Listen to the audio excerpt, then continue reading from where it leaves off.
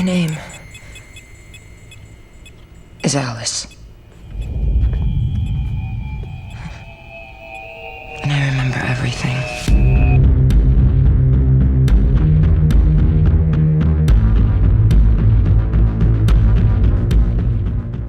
Hello and welcome to Rewatch, a short series where we revisit the billion-dollar zombie movie franchise Resident Evil.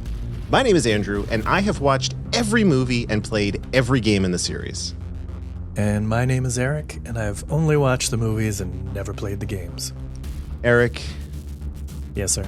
I don't know if you noticed. I don't know how I feel about this movie because it is lacking one crucial element that I need in a Resident Evil film. Zombie dogs. Zombie dogs. Yeah. What the hell, man? Yep. They were the highlight of every film before this one. No dogs in this one.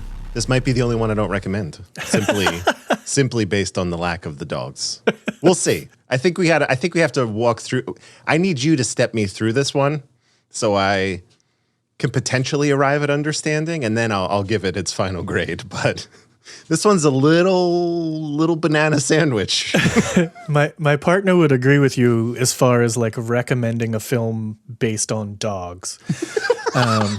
Yeah. Like, is there a dog is pretty much her whole criteria. The second criteria is, does the dog live? Right? Oh, So yeah. That's an important one. we just finished Game of Thrones, and that was a wild ride for her. So Yeah. The Wolfies, all Yeah. of them. Okay. Okay. Well, the remaining ones at least. Good. Spoilers for Game of Thrones, I guess. I don't know. hardly.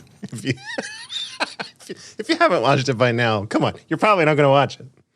Just thinking about Game of Thrones. What a terrible ending. Okay. And moving on. And moving on. Let's knock out some of our very fun contact info, housekeeping, all that good stuff. We're coming to the end of this thing. It's very exciting. As of recording this, I think the new movie comes out in 2 days, maybe 3. I think it's Tuesday. Could be Thursday. I don't know. Anyway, to find more episodes of this podcast and all of our other podcasts, you go to 12and24.com. That's the numerals 12and24.com. You can email us hello@12and24.com or hit us up on Twitter @darkdriving. Eric is @platypusjones. If you want to agree or debate us, or you think that we're completely wrong or completely right about these movies, whatever you think, send it our way.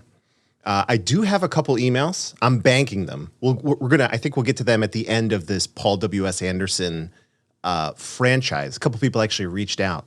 I encourage you to, if you took the time to write an email, I encourage you to do the next thing, which it's a little out of order here, but go ahead and review the show because y'all are very passionate about this franchise. It's actually great. I love it. I thought we would be screaming into the void for this one, Eric. Turns out a lot of people have a lot of strong opinions about this. Do they hate us? No. Oh, okay. That overall, they're enjoying our commentary, All right. but we are wrong about some things. I see. Or just our feelings about specifics sometimes are wrong, which is fine. I'm happy to hear it. I don't consider myself an expert, so like maybe I'm wrong. Yeah. Totally get it. I've also had my ass handed to me about a couple comments that I made in reference to the video games. Oh. So I'll eat crow if I feel I'll have to go back and review the tapes to see what was really said. But I'm not going to say someone included timestamps, but someone definitely included timestamps. Wow. So All I right. have to go revisit. I mean, I'm here for it. Like, go deep. Yeah. I was just like, I'll just say I'm pleasantly surprised. So again, you could do that hello@12and24 or just hit us up on Twitter. You could DM me. I think my DMs are open if you want to do that. It doesn't matter. I love it. Please continue to reach out. A third and final option, you join us on Discord and just talk to us directly. That's 12and24.com/Discord. It's also in the show notes. Just click the link and join. It's a great little nerd community we have curated and continue to curate on a pretty regular basis, actually. It's great. I feel like we had somebody join just this week, so Yeah. It's, here's what I get. I think you probably experienced this too. I'm like a member of like 7 Discords. And really what I want to try to do is slowly just get all my friends onto the 12 and 24 Discord. So I don't have to like jump all over the world to do this. I think I could probably make that happen though. I think I only have 3 servers, and one of them is just so I can play Dungeons and Dragons. So yeah, that's like a very specific It's more manageable. Yeah, it's a purpose-driven one. You'll love to see it. You'll love to see it. All right, we're through. Let's dive into this thing, shall we? Yeah. I want to talk to you, Eric, about the cast and crew. Did we say the title of the film? Oh, yeah, I guess we should say. You know, you're right. I skipped over it. Today, we are talking about the film Resident Evil Retribution. All these memories were imprinted. My name is Alice. Alice, how nice to see you again. What the hell is going on here? We have you under all control. They used me to perfect the virus.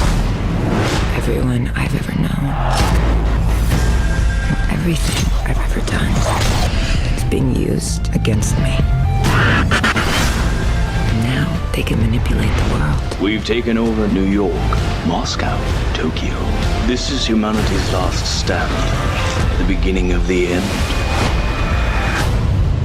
I'm gonna kill you. Good luck. You'll need it. Cast and crew is so familiar, it's almost not worth mentioning. However, let's do it. Written and directed by Paul W.S. Anderson. Yeah. He just does not want to give up control of these. He's no longer content to just write. He needs to do both. I don't think he liked what they were doing with his scripts. It is always interesting. I was thinking about this as I was watching this movie specifically. Mm-hmm. How interesting it is to have someone like a director focus in on a project at all. You know, like I think about like James Cameron and how basically I truly don't even know how long, but for basically the rest of his career, I think all we're going to get from James Cameron are Avatar movies. And I just find that so fascinating how a director can fixate on something like that. Do you get that too? I mean, yeah, that one bums me out a little. Yeah. I just rewatched The Terminator today, and boy, would I love to get like another sort of James Cameron original idea like that. And God knows he's done, you know, The Abyss is a classic, mm-hmm. You know, all of those things are great. But I have zero interest in going back to Pandora.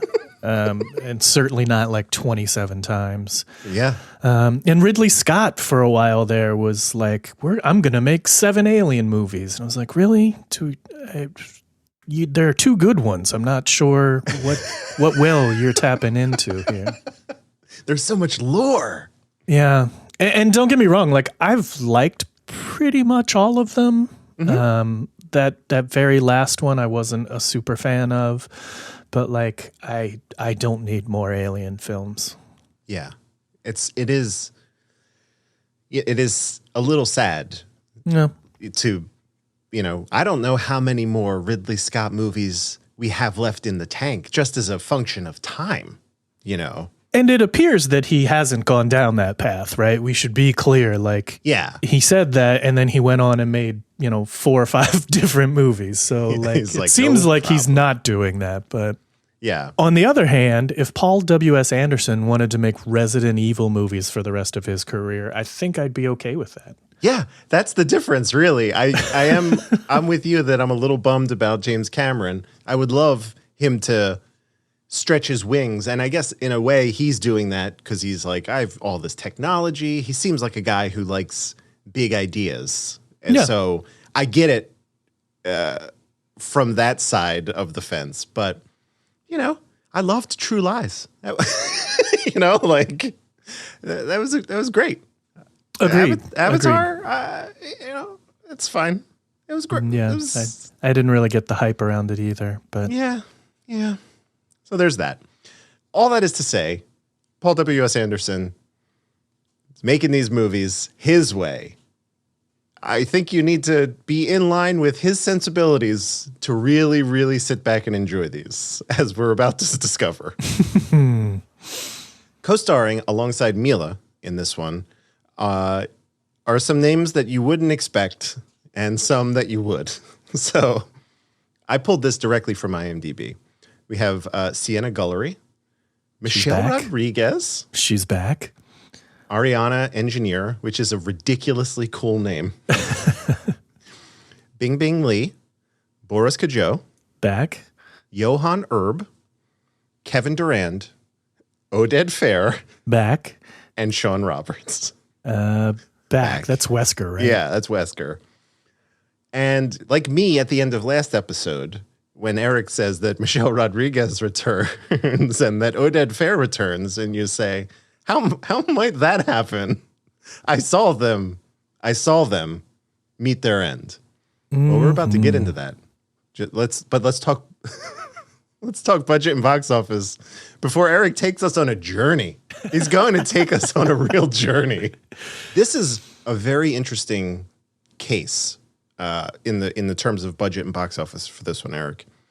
We have a $65 million budget, just slightly from $60 million on the last one. It's like negligible. Maybe it's like Mila negotiated a slightly higher salary. I don't know, something like that. Right, and I think we established the last one went up mostly due to 3D, and I think this one was also 3D, right? Yeah, I think they kind of kept, this was close enough and still in that pocket where if you were to tell me this one wasn't as in your face 3D, but it certainly had its moments, I'll say. Oh, there's a couple axes flying at your face, yeah, for sure. It's almost shot for shot of the last type of 3D we used. Yeah. What did they just, I don't know. We have a 21 million opening weekend, that's domestically, and that's down a bit from the 26 million of Afterlife. We have a 42.3 million domestic gross, which is down a fair amount from the 60 million of Afterlife. This one's very interesting. 197 million internationally. That's down from 240 million from Afterlife. So that's a drop. That is a drop. Interesting. But the total worldwide box office is 240 million. And on a $65 million budget, that is what the studio would consider a win. So for sure. I think most movies have to make double their budget when you factor in like the marketing and all of the other moving parts, like back end deals and stuff like that. So when a movie gets up into this like 4X territory, that's a very good thing. Yeah, I mean, I think doubling is probably only breaking even most of the time. But like a 3 or 4 multiplier is successful. So yeah, they do very well. I'm not sure what to attribute. The decrease on this particular one. We haven't done any research around what it was opening against, what was going on, that kind of thing. Yeah. It is a bug nuts crazy movie.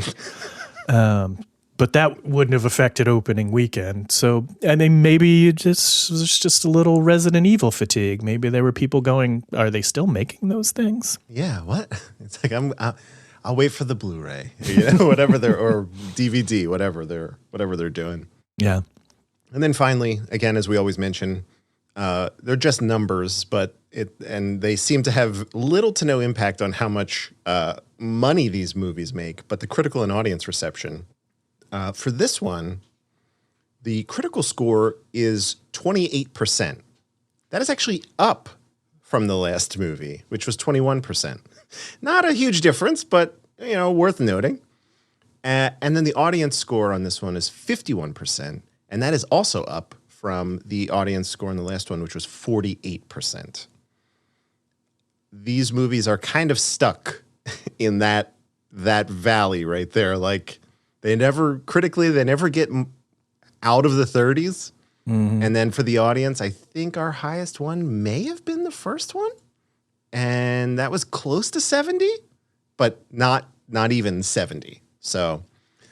And see, this is real interesting to me because this is a $1 billion franchise. So somebody is watching these goddamn movies and they're just not admitting they like them.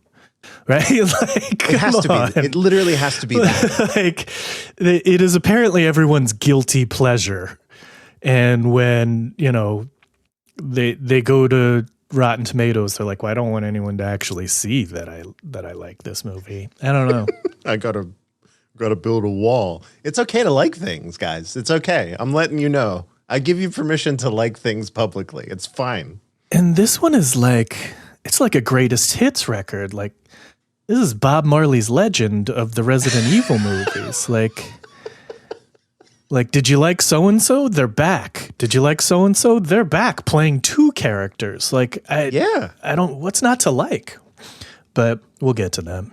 It literally takes the things that you like. You're like, I like this set piece from this one. And you're like, guess what? It's here. Exactly here. It's the same thing. I don't know. So despite all that, again, we're at 28% critic, 51% audience. It still made $240 million. Right. It doesn't matter. These numbers actually don't matter. It's just interesting to see, like you said, someone's not fessing up. Someone feels like their credibility as a critic would go out the window if they were like, this is like an 80. I give it an 8 out of 10. Like, I will give it to the critics, right? Like, they are derivative and predictable, and, well, I'm not sure this one's predictable, but, like, there's not necessarily, like, a ton to recommend these films from a critical perspective, right? They're pretty, and they have cool action. That's about it. But the audience is lying. You can't do that, audience. Right. Yeah. Maybe the big audiences, I actually looked, it is pretty funny with the biggest international audiences for this. I was like, who is going to see this?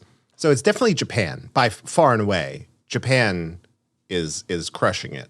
But like in Europe, Germany loves these movies. I don't know why. Germany absolutely loves them. In Latin America, interesting. It's Mexico. Mexico eats this up. They love Resident Evil films.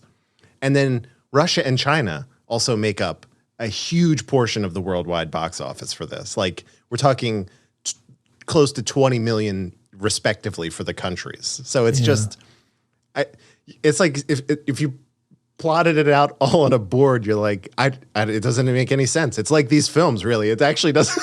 You're like, it doesn't make any sense.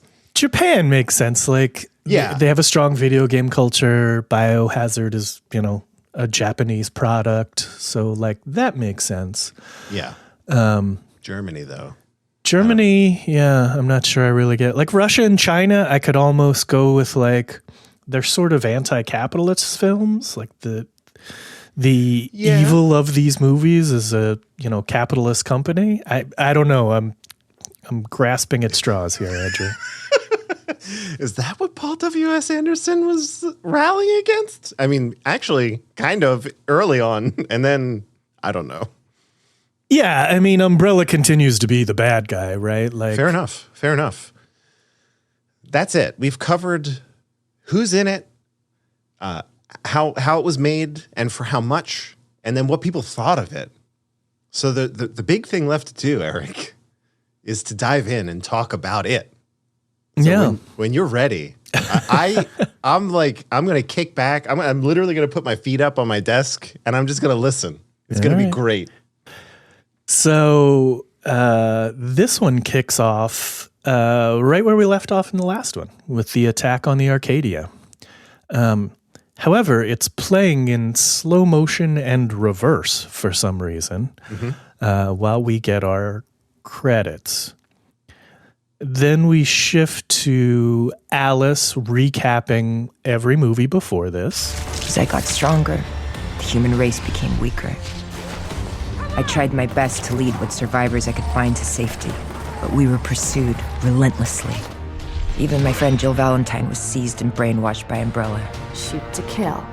Finally, I confronted the head of the Umbrella Corporation, Albert Wesker. He robbed me of my powers, but I still managed to defeat him. At last, we thought it was over. We thought we had survived the horror. But we were wrong. Once again, we found ourselves fighting for our lives. They've abandoned the pretense of the video diary. She is just talking to the movie audience, right? Like, Yes. she's just staring out of the screen and being like, remember when this happened? And there were like clips of the things that she's referencing. You're like, oh, Right. There's I like remember. There's like 3 little pictures, and she talks about like, oh, there's mutants, and they show all the mutants, and then Alice has powers, and they show a couple of like, you know, her powers and whatever. And that recap takes about like 5 minutes. And then we go back to the Arcadia fight, where the quarter shotgun comes back from the last movie. Yes. And she shoots down a fucking plane with it. In her defense, she doesn't shoot the plane, she shoots the pilot, but it's still pretty gnarly.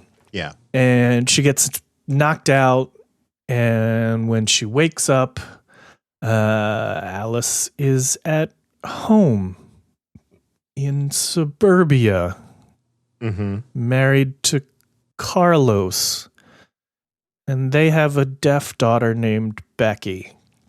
Done. I will point out that when she wakes up this time, she is not naked, which is it's a big shift in this franchise. Yeah. They're growing. They're learning. Yeah.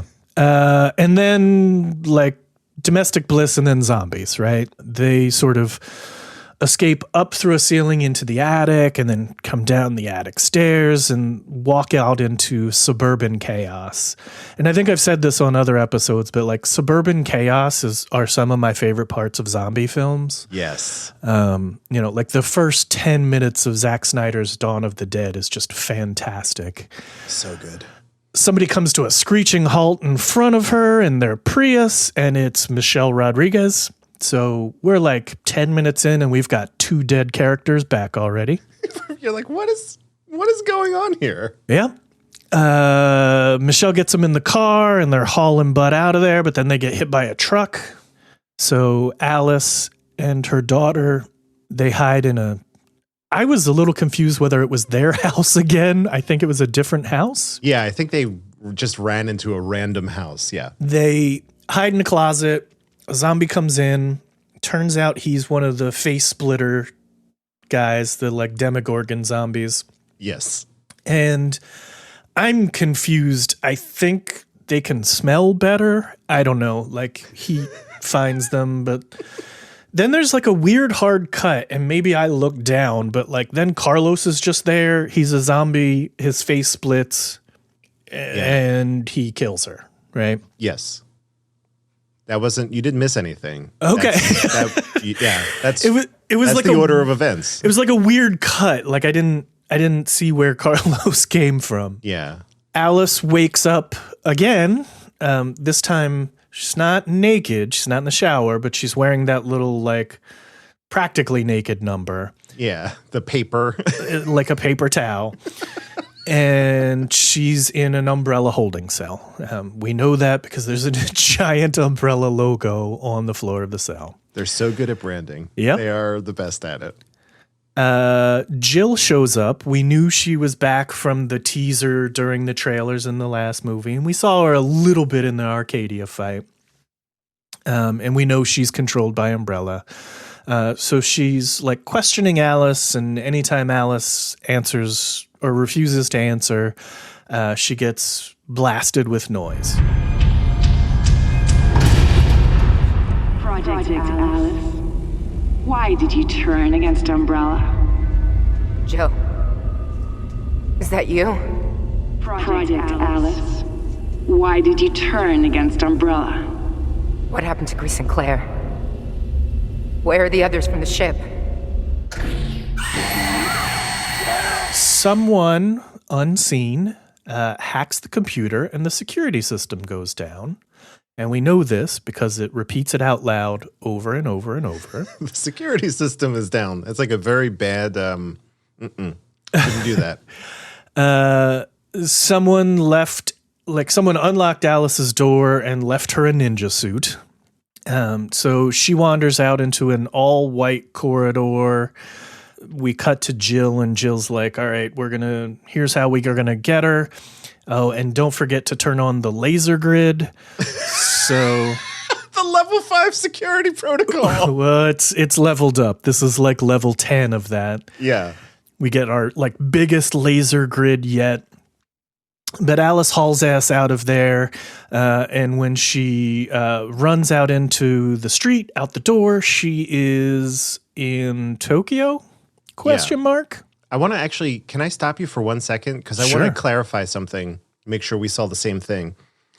When the security system was down, it appeared to me that Jill was also powered down as a result. Were we seeing the same thing there? Like, Yes, that is accurate. The little spider thing on her chest went down. It also looked like the other soldiers were powered down. yeah, they are all tied. That's like a terrible. Yes, it's the worst possible Security. idea.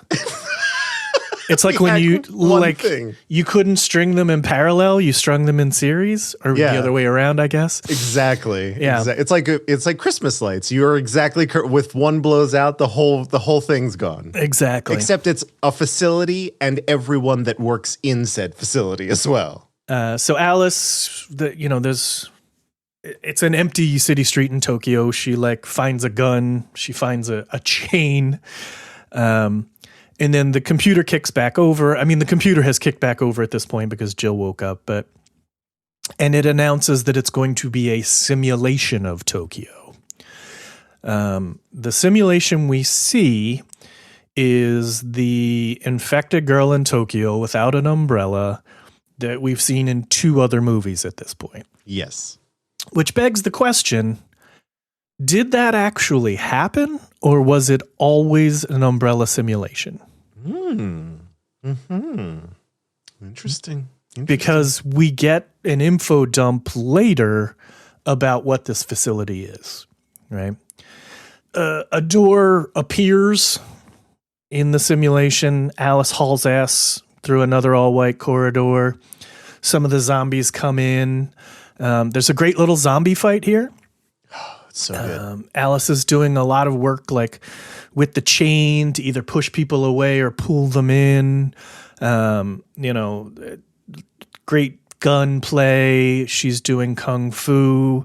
I mean, this movie is completely made of like slow motion and wire work again. Like, Yeah. this is once again a Matrix fight, right? Although they do lay off the bullet time, which I'll give them credit for. Yeah. This one felt really good. I had a great time watching this one because they do the thing that I love about in modern action movies, all inspired by John Wick, where there's a lot shot wide, and to see the movement in relation to everything, I'm like, oh, this looks great. It was really, really satisfying. Yeah, agreed. Speaking of Game of Thrones, that final battle, I won't get into the lighting question because I think that your mileage will vary. But the way that final battle is shot, it is so confusing what everyone is doing. Yeah. That I much prefer like a nice wide shot. And if you've got an actor that can do their own stunts like Mila, like you can do more of that. Yeah. And the chain was a nice touch. It's, it reminded me of, I guess it came out, I'm thinking about the timeline here beforehand, but if you remember what Go-Go used in Kill Bill Part 1, Sure. it's Yeah. like that, but, a little more primitive.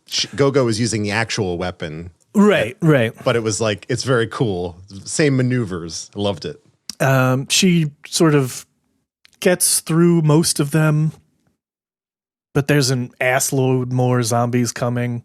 So a door opens on the other side of the hallway. And when she rolls through there, she is in what the computer describes as central control. And central control has been wiped out. But someone has sent Alice like a whole rack of guns. So she gets to, suit up, as it were. I love it. That thing comes out of the floor and she just looks at it. She's like, nice. And Exactly. it's actually so funny. It's great. But oh no, someone attacks, and it turns out to be Ada Wong, and Alice knows who she is and explains it to us. My name is... Ada Wong, operative for the Umbrella Corporation, one of Albert Wesker's top agents.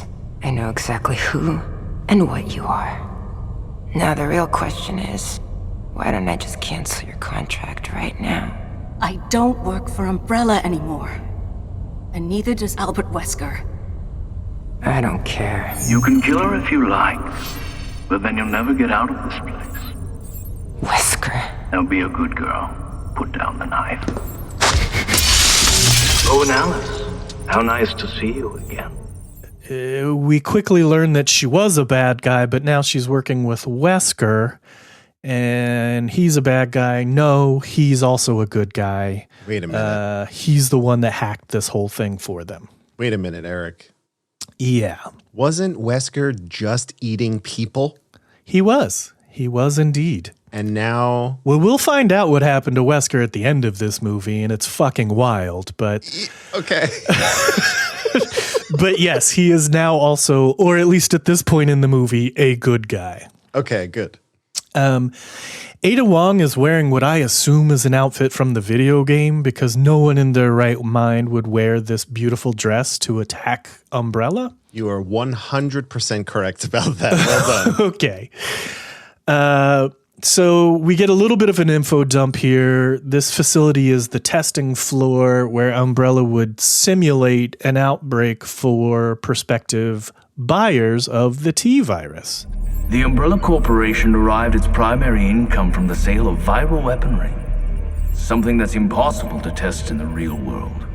They recreated the center of New York, simulated an outbreak, showed it to the Russians, and sold them the virus.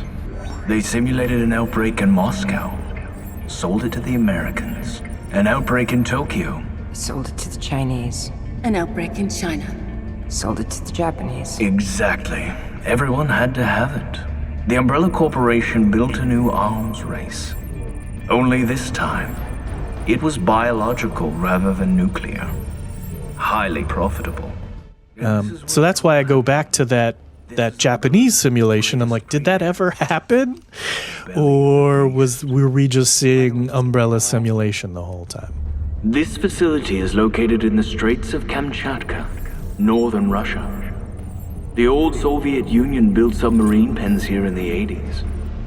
After the Cold War ended, the Umbrella Corporation expanded them and built the testing floor. No one has ever escaped from this facility. Nice.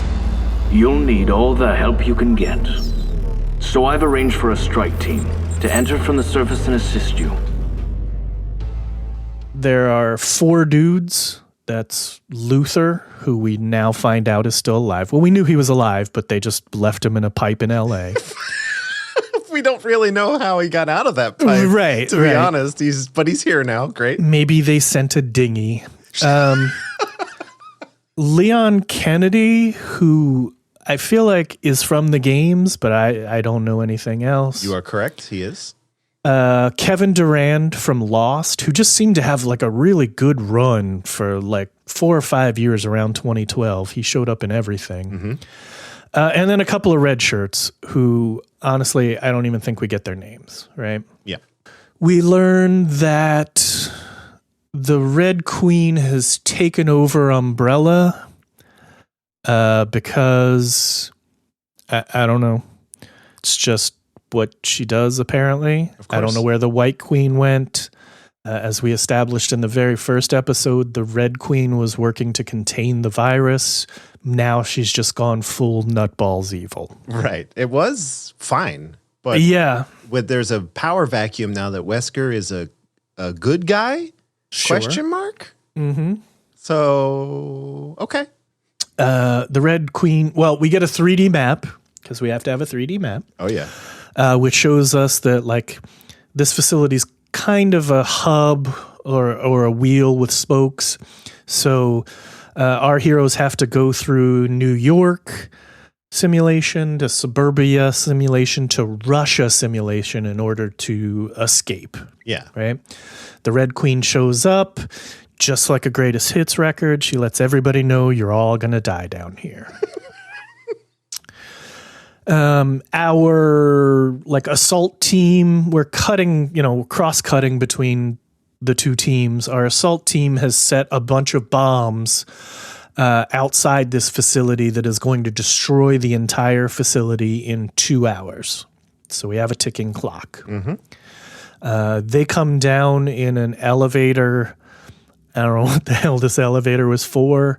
When they get to the bottom, there's some guys waiting for them, but they have one of my favorite gadgets in this movie, and that is a hockey puck gun. The old puck gun. That they just slide out there and it shoots in every direction. I think that's great. Yeah. Well done. Ada and Alice are going through the New York simulation.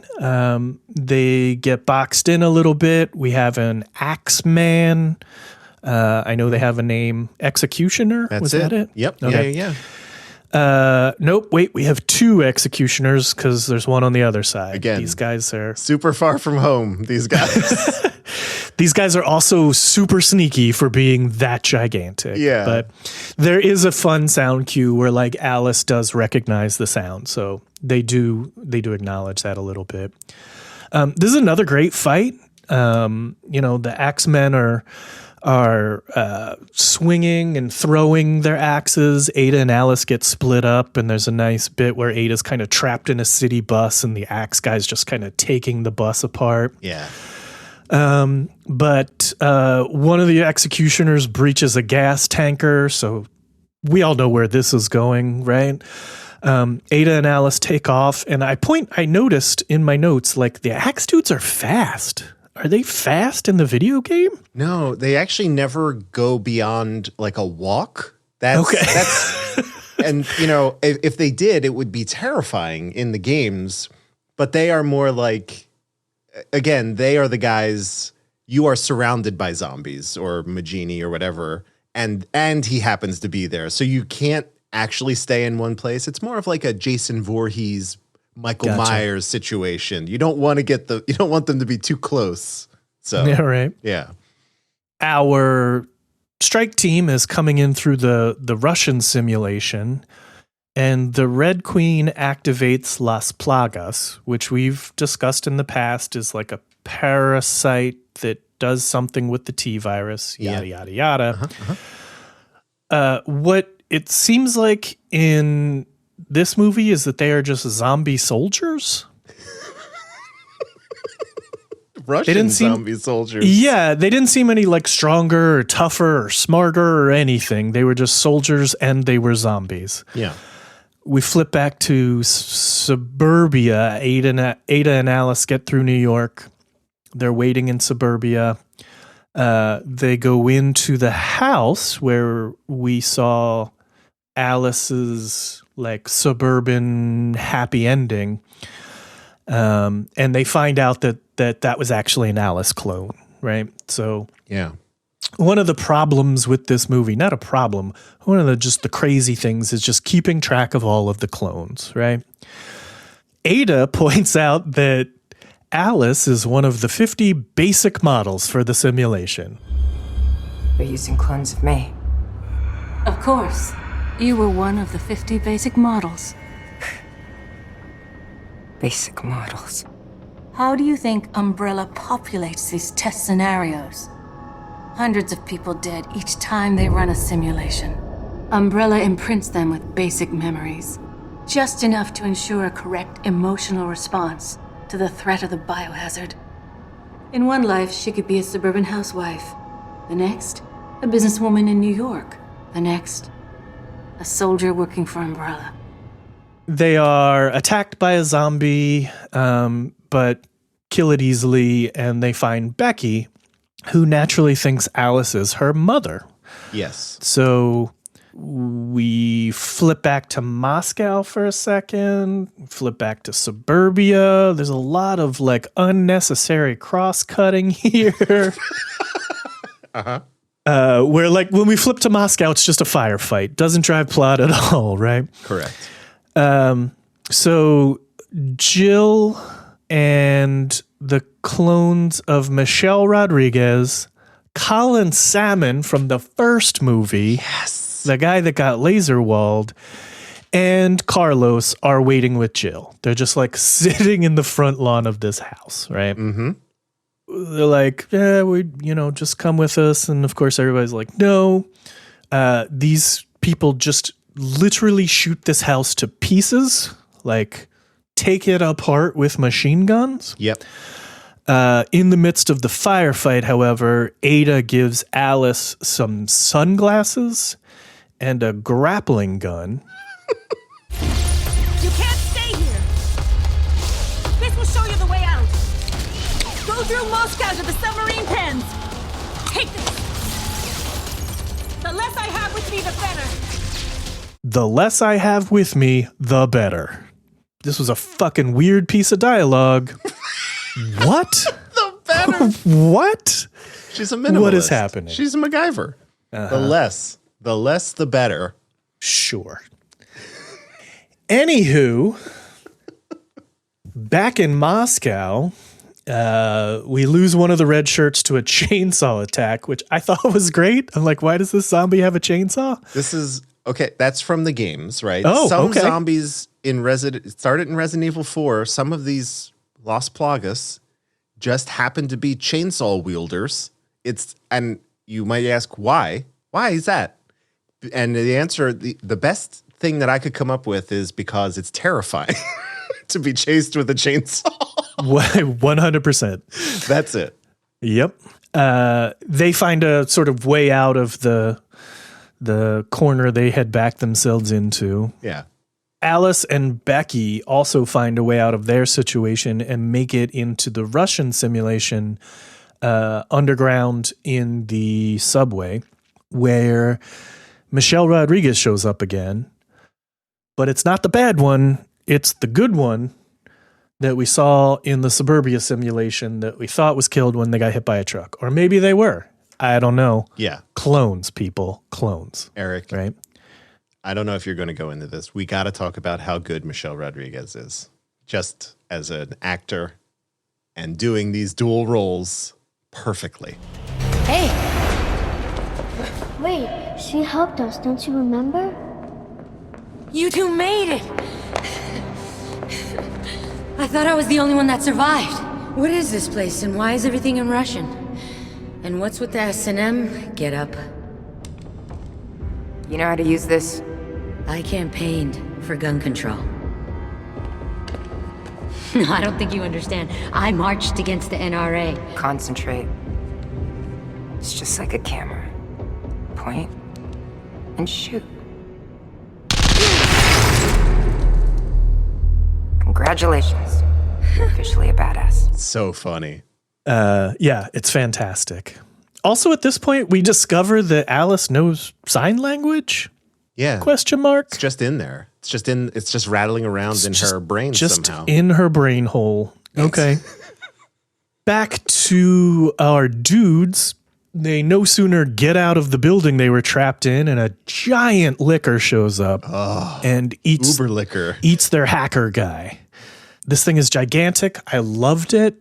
I'm like, all right, we're getting all the monsters now. This is kind of what I wanted from the other movies. I'm like, bring them all. Like, Yeah. why do we just have one a movie? Just throw them all in. Come on. They are in trouble, but Alice shows up. She takes out the liquor with a Rolls Royce with spinners on it. I just thought that was a great touch. Mm-hmm. They're fancy spinners, though. Yeah. To be fair, they looked pretty great on that car. So, some production designer loved that. He was like, look, I put spinners on it. Yeah. There's a kind of a car chase through here. The zombie soldiers are chasing them, whatever. One of them has an RPG, so there's some good explosions. Yeah. At one point, the zombie with an RPG is also on fire, but like still trying to kill them, which I thought was fantastic. Yeah, very good. He's just like standing in a Jeep with his RPG burning. Alice's big move is to drive the Rolls Royce into the subway. Like, jump it up onto the It's like she somehow positioned the wheels to be kind of like parallel. She does a grind with Yeah, this Rolls Royce. That's exactly correct. Down on the with the escalator handrails of the escalator. That was the word I couldn't think of. Yeah, was escalator. Pretty good. I had a good time with that one. It's pretty badass. It's a little CGI'd up for me. Like Yeah. it's a little cartoony, but yeah, it's a fun idea. She drives the rest of the way sort of into the subway and like knocks out pillars and shit with the car, knocking out the liquor. Yeah. But he's still not dead. Of course. We can't take Uber liquor out that quick. The movie's not even, what are we at? The halfway point? Maybe a little more than halfway. I don't know. This one moves pretty quick. It's still like 96 minutes, but like it flew by. Spoilers, I really like this movie. It is fucking crazy. It was fast. So the teams are all together now, and they move to the elevator where they came in to do an extract. But the liquor is on the elevator. He moves quick. He does. He kills good Michelle Rodriguez and steals Becky. At this point, the movie has made it clear that Alice is having maternal feelings. And so she is not leaving, even though they are running out of time on these bombs. She's going to go find Becky. There's like a big shootout. So like none of the guys can come with her, right? They're all against it, but they can't make it with her. Yeah. Alice goes up, I guess, the elevator shaft. I wasn't really clear of the geography of this. Yeah, well, remember she has a grapple gun because Ada didn't need it. The less, the better. So she has a grapple gun. Fair. Or no, I think she climbs it. She climbs yeah. a ladder this time. My mistake. But yeah. She uses the grappling gun to take out the liquor. Yeah. In a very sweet move. So she finds Becky trapped in like a goo pod. It's a little alien. But Alice like uses the grappling gun, flips over the liquor, and then like blasts it in the face. And it runs away. Yes. And she saves Becky. She also finds one of the red shirts and all of his grenades. Thank God. We're going to need these. Amen. In the ensuing sort of shootout, the guys, most of the team, is like, we're getting on the elevator. And Kevin Durant's pretty messed up, so he's going to do the heroic, I'm staying here. Jill brings out Ada. And Kevin Durant's like, okay, you got me. And he throws his gun away and they shoot him to the ground. But wait. And then he catches a gun. No. You need to explain this to me. Okay. This is a perfect maneuver. It would work every time it was performed. He comes out with his gun. First of all, he runs out of ammo on his assault rifle, if I recall.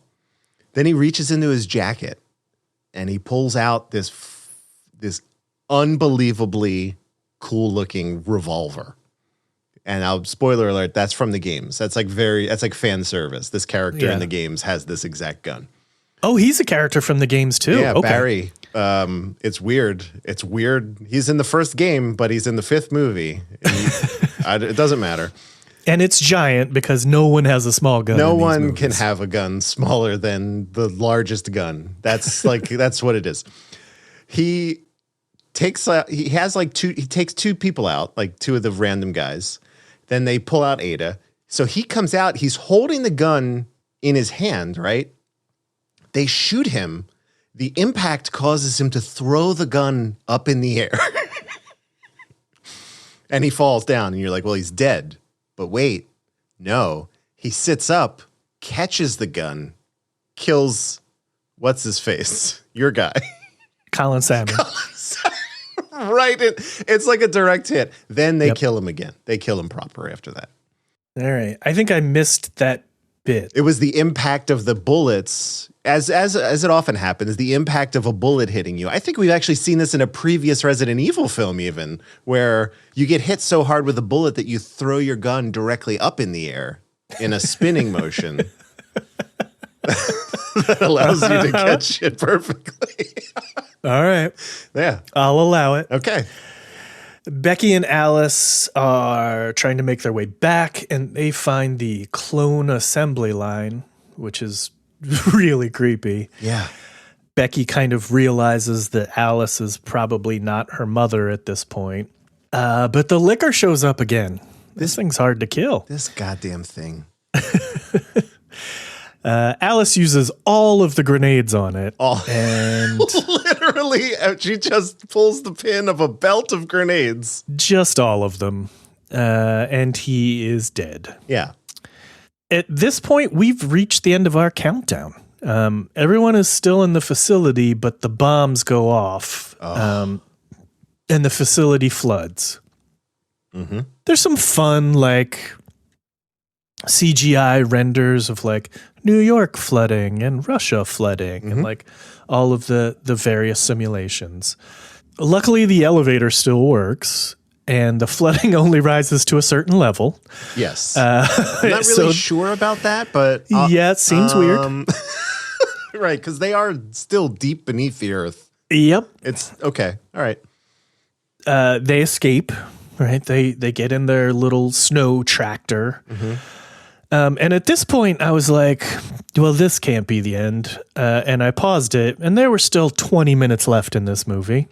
So as they're driving along, from under the ice comes an umbrella submarine. Oh, man. And they really got me with this one because the Chekhov's submarine makes an appearance in Act 1. It does. And shame on me, I forgot about it. I did too. I thought when this was, because there's like the ice is cracking. I'm like, and my first thought was, is it the fucking liquor again? Is this thing still not dead? And no, they got me. They got me. Out of the submarine walks Jill, Ada, and Michelle Rodriguez. By the way, her character's name is Rain, which I only learned in this movie. Fun. But yeah, I'm just going to continue to refer to her as Michelle. Yeah, that's great.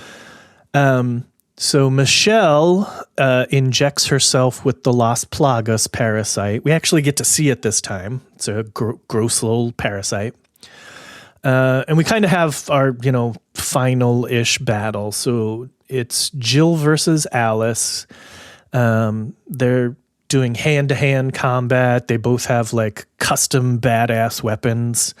Alice has got, like, axes that knives come out of. It's really confusing. I think those are actually, like, they looked very similar to, like, a climbing apparatus almost. Like if you were scaling the side of a glacier, yeah, definitely the bit that comes out is a climbing axe for sure. But yeah, it's not a very practical, but like it's like for reference, it's like it's a cool. They give her the coolest shit. Is essentially what it comes down to. Well, and Jill's got like a bow staff, but it's got like a bunch of like pointy bits on it as well. Yeah, so like it's also very cool. We're getting a cool little standoff. And then, we also have Leon and Luther still around, and they're going up against Michelle Rodriguez, but like the Las Plagas version. Yeah. It's a really good fight scene. I didn't write down all the beats, but I did write out some of my favorites. At one point, Michelle Rodriguez headbutts a fist. And it like it was so good.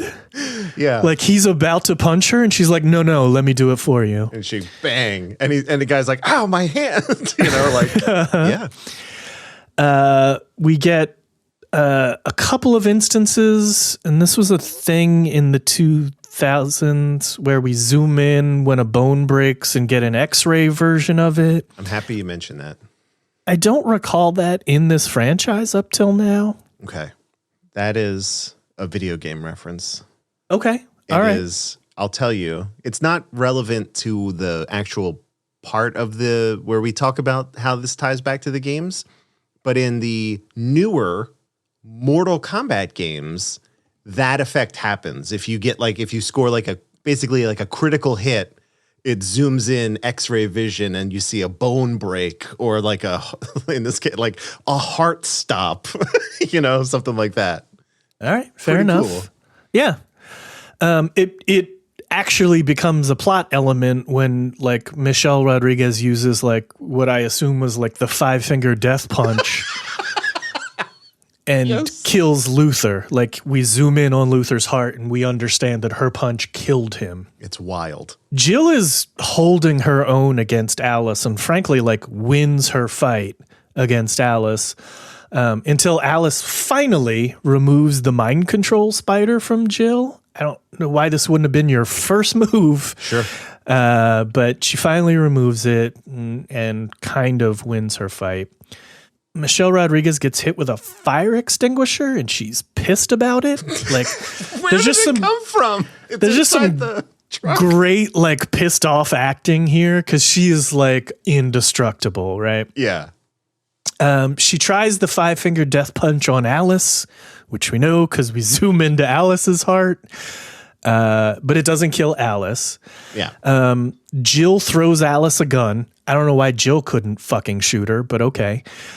And since like guns aren't really working on Michelle Rodriguez, Alice shoots the ice out from under Michelle Rodriguez. Yeah. And Rain is pulled to her death by fellow ice zombies. I'm not really clear. It's like they escaped out the top and they're all just kind of trapped against the ice or something. Yeah, that didn't make a whole lot of sense. And it seemed like a reshoot. It was weirdly lit and like very confusing. I don't know if maybe people were like, why would she just fall in a hole in the ice? And they were like, okay, maybe zombies are pulling her down. Yeah, I don't know. We need something. Yeah. Like, can't she swim? It's cold. Then a helicopter shows up and Alice passes out. So that's what we do in these movies. We don't have any actual scene changes. It's just people passing out or waking up in other places. Yes. She wakes up on the helicopter. It's Becky and Jill and Ada and Leon. So everybody's happy. Like, I have questions at this point, like, who is flying this helicopter and, like, who are they working for? Like, is there some sort of organized resistance? And the movie does answer that for me. Finally. I'll point this out because I know Andrew loves when characters get weirdly horny. Leon is totally horny for Ada. What? And she is not having it. What was that? Okay. Okay. Hold on a second.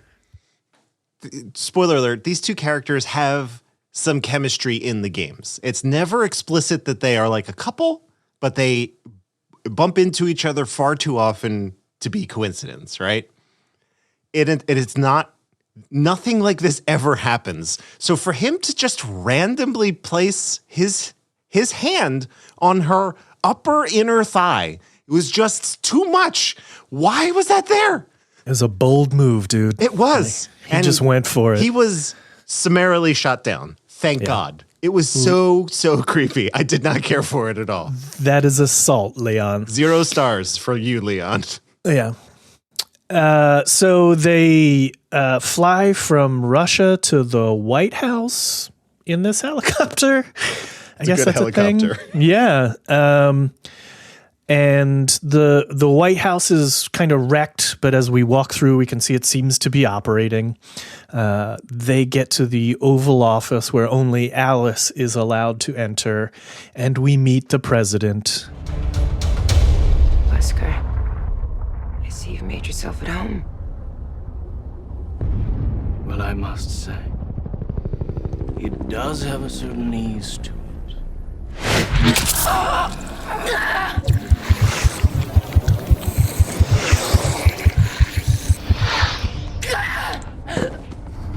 What have you done to me? You were the only one to successfully bond with the T-virus, to fully realize her powers. Well, now I have need of you, the old you. So I've given you back your gift. You are the weapon. I don't know why I was shocked There's only really one person it could have been, but it was still jarring to see. What if we went in there and it was like Denzel Washington? like Oh my God. Like a respectable actor. You're like, what is happening here? So I'm not really clear, like, if we have a functioning government, like, that's not important. No. And he is sort of commissioning her to attack the Red Queen because that's the only way they're going to save all of remaining humanity. All of our heroes climb up on top of the White House for just a great hero shot of them.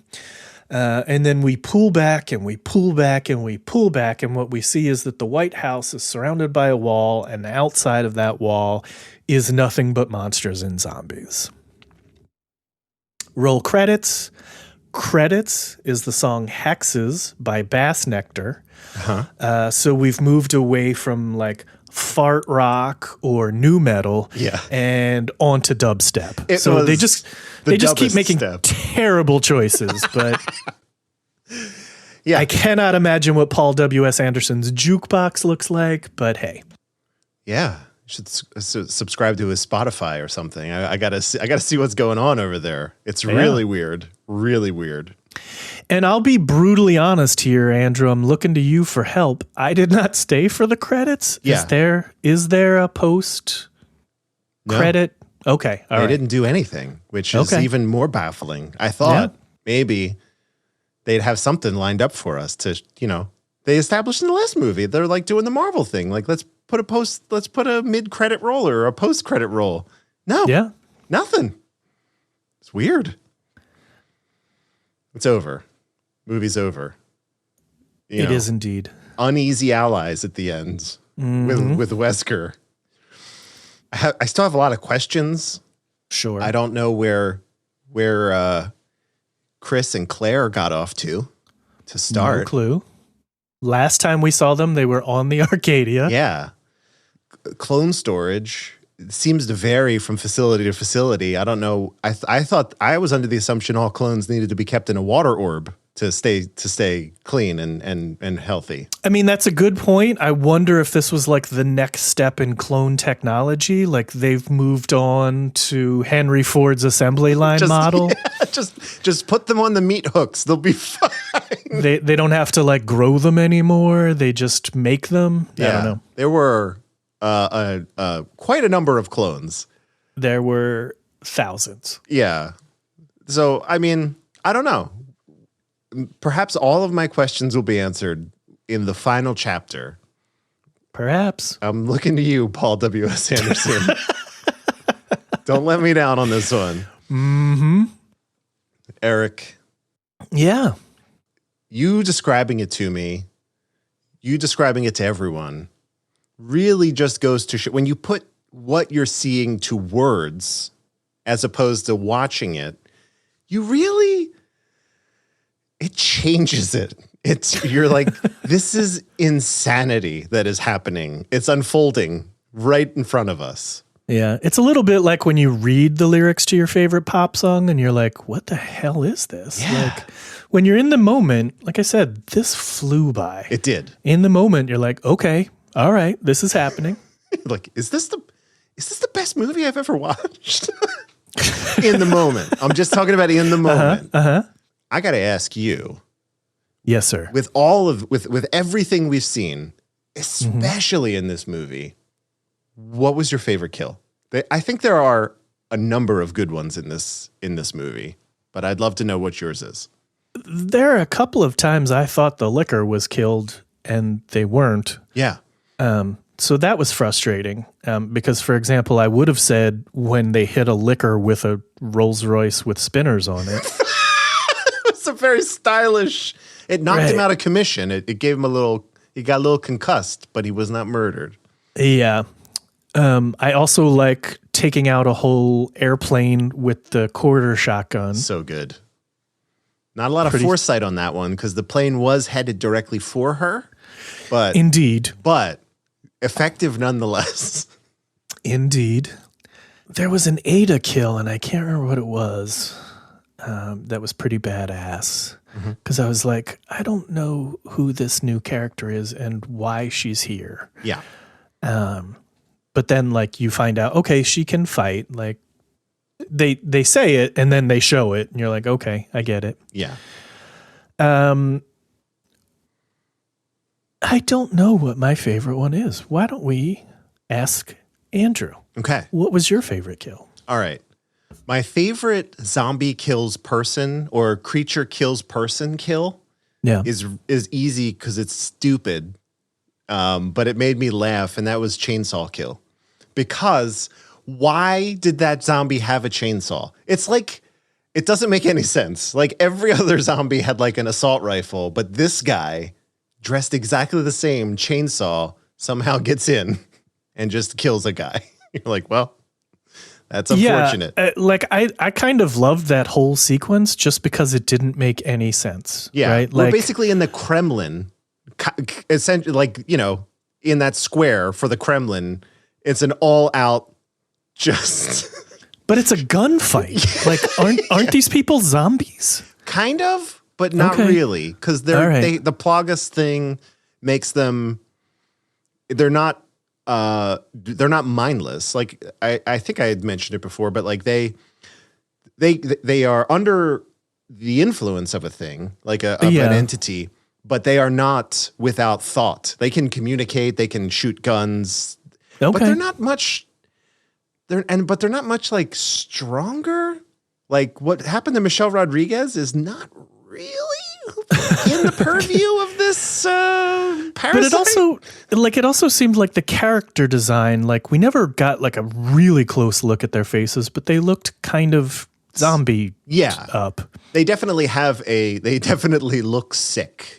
Like they reminded me, have you seen American Werewolf in London? Yes. They reminded me of like the Nazi werewolves. Okay. Like yes. that in his nightmare. That's very a very astute comparison. And yes, even in game, you could tell that this person is not well, but you wouldn't, the assumption you jump to is not zombie. You could be like, well, maybe they just have a parasite that's controlling them. Perhaps they're dehydrated. I don't know, something along those lines.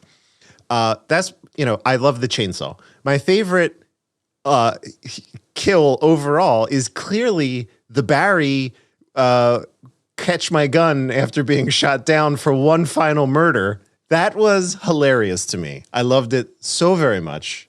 It was great. And clearly I did not understand it, or I probably would have been with you. It's the dumbest kill I've ever seen. I had so much fun with that one. I really, really like that. Yeah. I think probably the Axeman kills were also good. Although telegraphed, I like the Axeman, the Executioner with Alice and Ada. I like that sequence. Yeah. Even though it was telegraphed like that is going to explode, like. Oh, for sure. Yeah. I would have loved to have been surprised by something, but like, oh, there's just gasoline all over the ground. I know how this is going to end. I've seen this movie before, Yeah. I don't know. There's a couple good ones. This was great overall. The fight, the whole fight sequence in that white hallway, the first one with the chain and the gun, that was awesome. I really enjoyed that. I would say overall that's probably my favorite sequence. I just couldn't remember like a specific kill out of that, right? But like it's a really solid, like well choreographed fight. Yeah. Like it all kind of makes sense, even though they're doing wire work and like, Alice is superhuman. Like it still kind of makes sense. If we count each individual Uber liquor as a different kill, then all of those were also great individually as well. The ceiling collapse, the grapple hook through the face, all that stuff was awesome. I don't know. Yeah. But this one had a lot of great kills, and maybe just for my sensibilities, two very hilarious ones that I just did not fit with the.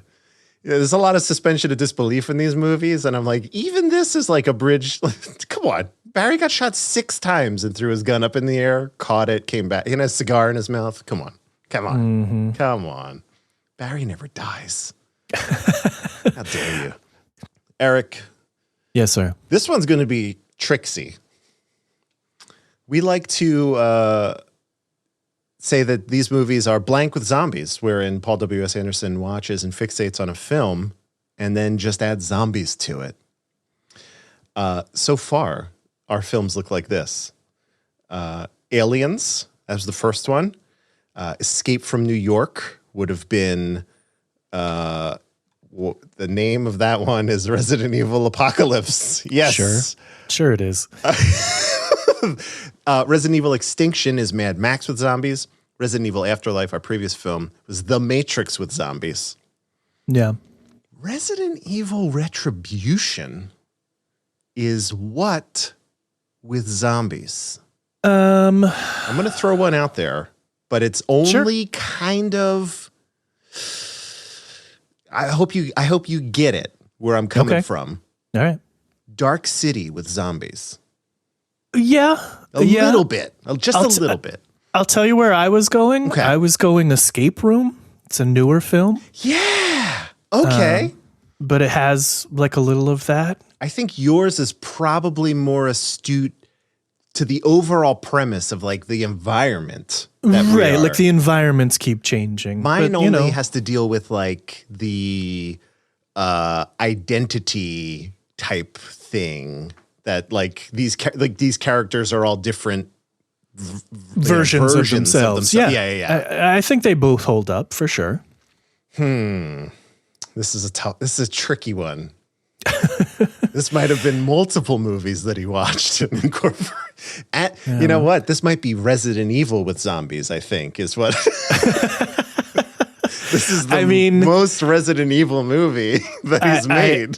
I said it in the intro, like this is a greatest hits record. Like it absolutely is. I'd be very comfortable calling this Resident Evil with zombies. Works for me. All right, there we go. I'm marking it down. This is Resident Evil with zombies, everybody. You know, I mean, there's like you can draw parallels to a few things, right? Like there's a little bit of the Warriors in there, and there's any other kind of heist movie kind of thing, like where you have to escape, that sort of thing. So yeah. All right. You know, we've noted them all down, everyone. We've done the work. If you're listening. Oh, I should say that people love this part. People love this thing that we're doing. Apparently, this is unique and wholly unto our own thing here. So, is that true? Or we got many. Yes, many of the emails hate? Noted that they love this that we found this. So Gotcha. I'm like, this is great. I'm happy that we'll be able to hopefully continue on for the next one too. It's all you, buddy. So. We solved it. We've solved the puzzle. Let's talk about some production notes. And I think a lot of these are going to paint a very clear picture of how this movie was made. I think if you were not aware of this, Eric, some of these things, we'll get to it right now, actually.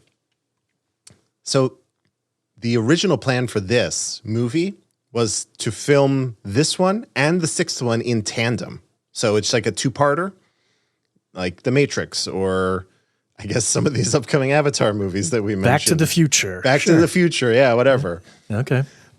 In the early stages of that, we couldn't get Ali Larter or Wentworth Miller due to different like scheduling conflicts and stuff like that. So we had to just make this a standalone film. So the only vestige of that initial plan is the tagline, which is the beginning of the end. That's it. That's literally all they kept. They scrapped everything else about it. All right. Suburbia that we see is actually a recreation of Raccoon City and there's just a little Easter egg they tossed in. We saw the crashed helicopter on like one of the lawns or something, and that was the same news station from the second movie, which was pretty cool. It was like Channel 5, I think, or something like that. Pretty neat. Yeah. A little consistency. Yeah. He thinks about stuff. The idea of using some of these environmental simulations is a reference to the fourth book in a series of Resident Evil novels there are novelizations of these movies as well, which I just find the whole concept of novelizing a movie fascinating. Whose job that is, what they choose to keep in, how they arrive at this stuff. That's not the novelization of this. It's just grabbed from a novel based in the Resident Evil world, which I think was pretty cool. I mean, that makes sense, right? Like expanded universes and books are nothing new. I also used to love novelizations of movies. They would sometimes fill in gaps.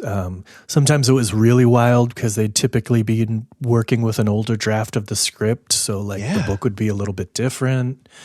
I kind of miss those. Like that used to be like one of your drugstore paperback pickups. And as a kid, I read a bunch of novelizations. Nice. I got to preface this one with, here's something. Oh boy. Many ideas and scenes in the film were written in as a result of feedback Paul W.S. Anderson received from fans on his Twitter Q&A. Mainly the reprisal of fan favorite characters like Rain and Carlos. Sienna Gullery was brought back due to popular fan demand, as there were rumors floating around that Paul W.S. Anderson and the studio had contemplated recasting her. Can you imagine? Wow. Okay. That is a lot. I can't. I couldn't even. It's like, oh, these are some good ideas from Twitter. I'm going to put these in my movie. I don't know. That just to be fair, this was the Twitter of 2011. Maybe. It was still not a complete garbage fire. However, it's well on its way. Fandom is still like a toxic sludge heap. So yes. Yeah, I like Sienna Gullery. I don't know anything about Sienna Gullery. I think we talked in the first movie that she appeared in that I didn't think she was particularly good, but she apparently really fits the character. I guess the character model. I guess. I mean, yeah? Question mark? Okay. I don't want to. I hate speaking poorly of people. She does a perfectly good job, but at least in this one, Jill doesn't have to emote. Her whole MO is don't show emotion at all. So, but I'm glad the fans, got her back. Yeah. I agree. I think she worked well in this for what they had her doing, which was mostly just a boob window with a, thing on the chest and blank face, so there is that. This film wouldn't reveal who the instigator of the simulations and the imprisonment of Alice was. And since we learned pretty early on that Wesker was a renegade agent, someone else had to be in charge of Umbrella. So the Red Queen was chosen at the 25th hour as the main antagonist in the final stages, which makes a lot of sense because the only times we see her are bridges. She pops up in a full screen to bridge one scene to the next. And it makes total sense. They were like, who's the bad guy? If we're going to make our bad guy the good guy or the president of the United States. I mean, and it also makes sense that it doesn't make any damn sense. You're like, right. Didn't we blow her up? Is she decentralized? What? The last time we saw her, she was the White Queen and she was a good guy. It doesn't make any sense. She's on the blockchain. So she can't. She can't be. This is the Red Queen. In the scene, this is just a cool little bit of production note that I liked. In the scene that takes place in the Oval Office, the second to last scene of the movie, the seal of the United States on the ground is modified so the eagle's head faces its left foot, which is holding 13 arrows that symbolizes war, as opposed to its normal pose where it faces the right foot holding an olive branch during peace. Thought that was pretty cool. Is that true? Did you check that? I didn't verify that. I just think it's cool. I don't. That sounds like some shit somebody on IMDb wrote down, but I'll believe it. Yeah. Hey, historians, please reach out. I will not Google it. It seems like a thing. It seems like it could go either way. Even if I Google it, I was like, will not get a straight answer about that. Yeah. Either way, kind of a neat thing. This is interesting, and might also say a lot about how this came together. The idea of cloning the Umbrella Soldiers may have stemmed from a comment made in the audio commentary of the original Resident Evil film. Michelle Rodriguez said that Colin Salmon should be brought back in a sequel as a clone. Ultimately, this came true for Salmon and Rodriguez and Oded Fair. I love that. I verified this because I found that commentary, and I'm like, I hope they paid Michelle Rodriguez for this idea. Because it's exactly what she recommended happen. I mean, I said it in our first episode. Colin Salmon doesn't get enough love. Exactly. I'm glad he came back in this one, even though he went out with like a punk. Oded Fair's always great. And, much love for Letty, Michelle Rodriguez. So love it. Bring him back anytime. Bring him back for the next one. Maybe. Sure. And then finally, I wrote this down because it's a goddamn shame. No zombie dog, no undead dogs. In the games, they're called Cerberus, Cerberuses, whatever. This movie doesn't have them, and they were missed by maybe just me, but they were missed. I get it. This seems to be a real sticking point for you. You brought it up in the intro. Now we're circling back to it. I just needed to be on the record at least twice, fully on the record. They give them a great little set piece in every one of the movies. Yeah. I get that this is a movie full of set pieces, so perhaps that role may have been diminished here. But I don't know. I feel like they could have worked it in. Agreed. I mean, this one, the actual sets are a bit more expansive, right? So having the dogs, they're usually in more of a confined space. So it's harder to make them threatening. It's true. But there were certainly times where they were in a confined space that they could have figured something out. Love it. And it would have been another monster. Like, I was waiting for Nemesis to show up. Oh my God. Just bring them all in, Right, man. truly the greatest hits. He shows Seriously, back up. yeah. We got him. We found him. He, turns out that big old bomb in Raccoon City didn't hurt him. They just made another one. Like, come on. We're cloning people here, for fuck's sake. Here's They what can happened. bring back Nemesis. We had a licker scratch another guy, and that guy became a nemesis too. Exactly. So that's how that works. Oh my God. So, Andrew. Yeah. We've talked about this one sounds like, at least aesthetically, it's linked into the games a little more. Yeah. But like, what else in this movie is actually in the games? It's a weird mix. Again, Paul W.S. Anderson just cherry picks what he wants and forgets the rest. It's weird, but let's go. This is worth repeating. The outfit that Jill wears, I think I said this if I didn't, I can't remember if I did, but we see Jill briefly at the end of the previous film as like a little teaser. The outfit she's wearing is the exact outfit she wears in Resident Evil 5. Like, exactly. Okay. That's like a very cool little, even the little chest thing. Down to the details. Very, very well done. Very well executed. As we have mentioned, and many people really love, fan favorites Barry Burton, Leon Kennedy, and Ada Wong are introduced. Barry's from the first game. He is one of the stars. The stars team, we've seen them all kind of. Jill is a stars member. Barry is a stars member. Wesker is a kind of a stars member. Chris is a stars member. They don't really seem too concerned at all about that in these movies, but not so much. Pretty cool nonetheless. Yeah. Leon and Ada, we saw them in Resident Evil 2, the game. Again in Resident Evil 4, Resident Evil 6. They're all over the place, these two. Again, with these guys, the outfits they wear are lifted whole cloth from like their most iconic performance. So Barry, that would be the Resident Evil 1 remake. And then Leon and Ada are wearing exactly what they wore in Resident Evil 4. So it's like some fan service here. Okay. The initial skirmish in the central control between Alice and Ada is like, choreographed almost identically to how Leon and Ada meet as frenemies, I guess, in Resident Evil 4. Right. Like the whole kick the gun up in the air, and while someone's reaching for it, pull the knife from your boot or whatever. And like that whole thing, I was like, that was really well adapted. I liked it.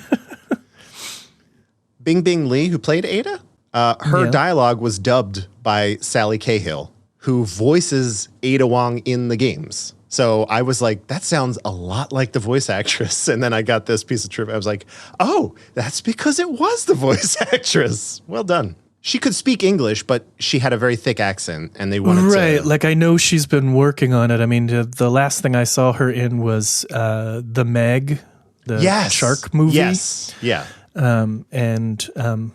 Her English is very clear now, but I know for some actors, when they come from China, it's like a period. There's a time period of them adjusting, so that makes sense. But it's always kind of a bummer. She was one of the, as I understand it, she was one of the folks who was like really loved the franchise, and she found it to be very flattering that the voice actress of who she was playing would be like dubbing her. So it wasn't like no animosity or anything. It was kind of a cool thing for her. I'm sure it was super cool. Like if you had to be dubbed, that was like a cool person to do it for sure. Yeah. Yeah. As I mentioned, Barry pulls out his iconic 44 Magnum revolver just before it's the best kill in the movie. That part. It's like it's not a real. These games, the games and the movies, they have to like make up these guns that sound like guns because they don't want to pay. Sure, which is great. It's like a silver serpent or something. Like that's the name of the gun in the games, or I don't know, some weird shit. Okay, Las Plagas. I still don't really know what they're doing in this game, in this world, in this movie, but they were mentioned. And they kind of hand wave like, oh, Las Plagas are here. You just inject them and you're all good. That's the mind control parasite we saw in the previous movie. This is the thing that makes people's mouth really weird. And like I said, it's not really in this movie like when Michelle Rodriguez takes a hit. You know, she could get shot like 700 times and she pushes the bullets out of her fingertips. Like, that's not really how this works. That was something else, but okay. That was basically, didn't that happen in The Matrix also, where like one of the agents, or am I thinking of the right? I remember bullets. That feels right. Yeah, dropping like from someone's fingertips at some point. So there's that. If you're infected with Las Plagas, you take like 3 shots, you're dead. She got shot like in the head multiple times. It looked great. Don't get me wrong. It was a great like visual to show what they're up against, but that's not really how that works. There's no such thing as the Uber liquor. I liked it, but it doesn't exist. The whole point should be. The whole point of those things is to be like small and stealthy murderers. And they're like, what if we made one that was the size of a bus? You hear me, Capcom? There should be big liquors. Let's do this thing. Come on. Just scale that thing up. Yeah. I'm here for it. Just give it more T-virus. It does just whatever you did to it, just give it more. And this was the first time I noticed, like, it looks like their brains are exposed. Yep, their brains. Like, is that? Yeah, their brains are indeed exposed. It's a weakness. I would Okay, categorize so that's like it as where you shoot them in the game. Yeah, right? You try to hit them in the brain head. They're very fast in the game, but if you get that headshot, it's like an instant kill, which is nice. And I just said brain head. The old brain head. I mean, technically, you're not wrong. It is their head, and it is composed of a brain. So in that case, thanks, Andrew. You got my back. I'm picking up what you're putting down. And then finally, at the end, when we do that great hero shot, kind of zoom out from the White House, there are flying creatures, and those are from Resident Evil 5. How the hell has it taken this long to get flying creatures? Like, I saw those things and I was like, what the fuck? Yeah. I want those right now. All of the monsters. I hope they're all in the next one. Those things, they're weird. They are a Las Plagas mutation. If it's almost as if someone takes really well to the Las Plagas, then you are in for a terrible awakening at some point where this thing essentially bursts forth from your body, fully grown. It's like that little parasite. If it grew inside of you and basically filled out your skeleton or whatever and got wings, at some point, people in Resident Evil 5 just kind of burst open and that thing emerges. And you're like, what the fuck is this? Okay. So it's crazy. I don't like it. It makes me nervous. But there is that. That's it. Again, pick and choose what they want from the games. I don't hate it. It's a remix. It is. You know, we said it before. He's just kind of taking what he wants. There we go. Eric, I think I know the answer, but oh my gosh. Do you recommend this movie? Absolutely. Hells yeah.